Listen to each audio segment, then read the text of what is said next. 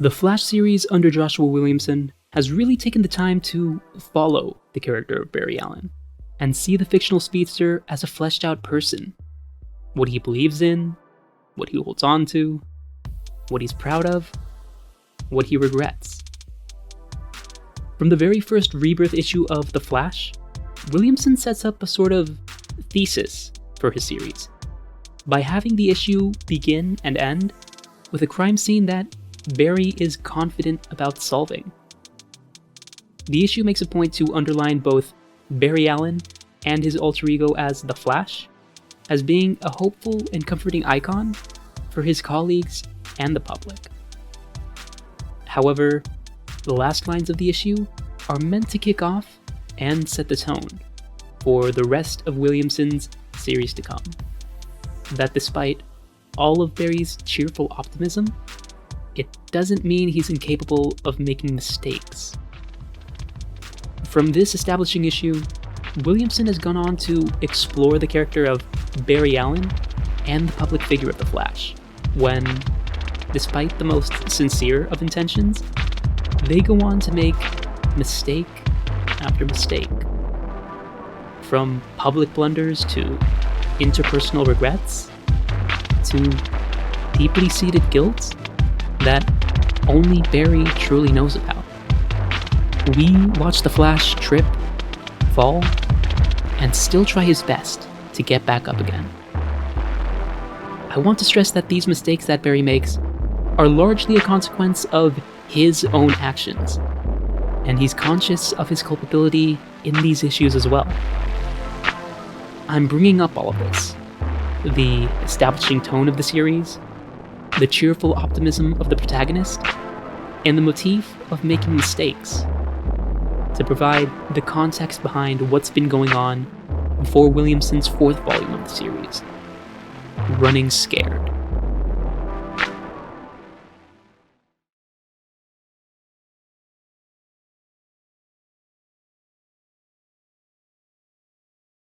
Running Scared is the highly anticipated story arc that focuses on the confrontation between Reverse-Flash villain Eobard Thawne and Barry Allen. Before Williamson's version of the Eobard Thawne character, the villain was originally portrayed as just a sadistic antagonist with a focus for the Flash. His original origin story described him as being an obsessive fan from the future who experimented on himself to earn the same powers as the Flash and traveled back in time to show his idol, only to realize that he was destined to become his own hero's worst villain. This first origin of Eobard Thawne felt a lot like a modern retelling of an Oedipal tragedy, where the fault of the misfortune isn't so much the accountability and conscious actions of the characters, so much as it is the vague and nebulous concepts of destiny and just plain bad luck. But, like I mentioned before, Williamson established that the series was going to focus on the mistakes of Barry Allen and how he responds to these errors when he's finally confronted by them. And so, Williamson presents a far more humanizing and conflicting origin of the manic Reverse-Flash villain that asks a litany of questions regarding Barry's role in the origin of his most dangerous villain. In Running Scared, we see Thawne's new origin as not so much a damnation by fate, but rather the rejection of a fan. We learn that after losing his parents at a young age, Thawne found comfort in the stories of the Flash. He read every story, watched every film, and sought all that he could to know more about the hero, who gave him relief and escapism from the cruelty of reality. And after uncovering the hero's costume from a time capsule, he dons the outfit to go on living the legacy of the man he had admired centuries away. We see Eobard Thawne develop a parasocial relationship with the long-dead speedster, with thoughts and feelings that almost too accurately resembled thoughts and feelings that I myself have had. In these 2 pages, we see that, at least in the beginning, Thawne was just a fan of the Flash. A fan like me. A fan like friends I know. And maybe even a fan like you. Following these pages, Thawne finally gets the opportunity to interact and spend time with his idol. At last, he gets to develop a far more authentic and real version of the fantasy relationship he had yearned for most of his life. But, according to Barry Allen, Flash soon learns of how Eobard has been endangering innocent lives in an effort to justify his adventures as the Flash of the 25th century. However, in Thawne's flashback of his origin, he describes this endangerment as his efforts to honor the Flash's legacy. But, recognizing the error of his ways, Thawne goes out of his way to better himself as a person, and gets the opportunity to put his Flash fanaticism to good use as a curator for the Flash Museum. Sure that he would make the Flash proud at last, Eobard goes back in time to visit Barry Allen. And this is when we see the root of the Reverse-Flash's origin. Eobard spots Barry training a new partner instead. He watches from afar as Barry forms his own personal and heartwarming bond with the first Kid Flash, Wally West. From watching this, Thawne realizes that the relationships he thought he had with the Flash, both parasocial and actual, were not in fact as authentic as he had hoped. And so, out of a mix of jealousy, entitlement, and a sense of betrayal, Eobard vows to dedicate his life to inflicting onto Barry the same pain he felt from being scorned and forgotten.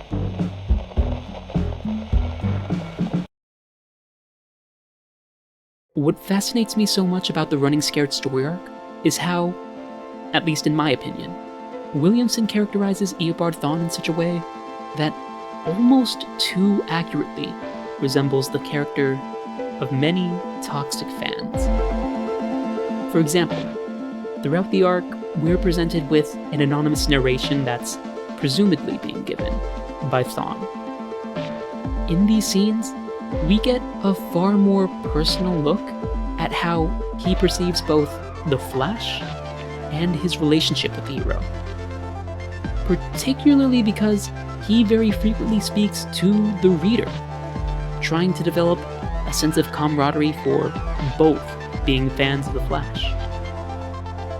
In the first panel, Thawne backhandedly downplays and disrespects the visitors of the Flash Museum, saying they desperately wish they could know Barry Allen, as he and the reader do. And then proceeds to represent the nature of this narrative tour as a sort of gatekeeping, where only the truest of fans deserve to hear and learn about this new facet of Flash lore. Thawne goes on to introduce the role that he, as the Reverse Flash, had in Barry's life, and, in a Mary Sue style, represents himself as having historically been Flash's best friend.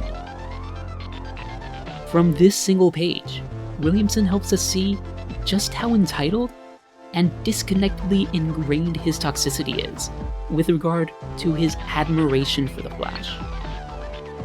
In a later narration, Thawne almost mockingly observes how other fans of the Flash have idolized him, thinking that they know the hero personally, and then goes on to insist that he and the reader don't fall into that same embarrassing category of fandom without a single ounce of self-awareness. I mentioned in the beginning of this video that Williamson's run on the Flash focuses on the mistakes Barry's made and his reactions/reparations to them. With Williamson's new version of Thawne's origin, Barry plays a far more proactive role in his path to becoming the Reverse Flash. Perhaps if Barry had stuck around to watch Thawne, or reformed the character himself, he might have truly become the Flash of the 25th century. Or maybe if he had never even taken the well-meaning and young Eobard Thawne under his wing, perhaps he could have avoided the creation of the Reverse-Flash altogether.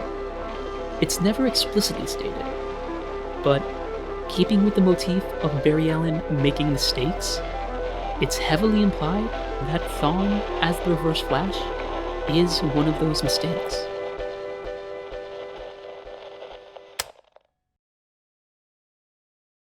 When reading Running Scared, it's easy to look at the story from a metatextual lens, where one might say that Williamson didn't just present this new origin for Thawne for the purpose of storytelling, but rather to more accurately reflect fandom in the modern era. Through this lens, the story isn't just about how Thawne grew to hate the Flash, but rather a more general presentation on how easy it is to trick oneself into thinking they know a person or character intimately just by having read or followed them one-sidedly. The arc portrays toxic fanaticism in all its stages, from its initial well-meaningness, to the passive-aggressive entitlement towards others, to the cognitive disconnect that's so easy to fall into once one insists that they truly understand the idol of their adoration. And if we consider the Flash's role in either not addressing this toxicity, or for having been too soft on it when it was just beginning, one might extend the relationship to a metaphor on how the icons of fandom have, at least to some extent, an important responsibility to manage and hold their fandom accountable.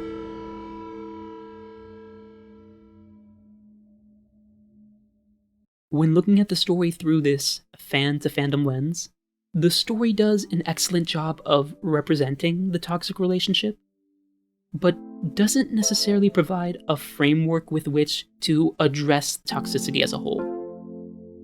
The story ends with Barry succumbing to the very same negativity and toxicity that Thawne threw himself into after feeling scorned.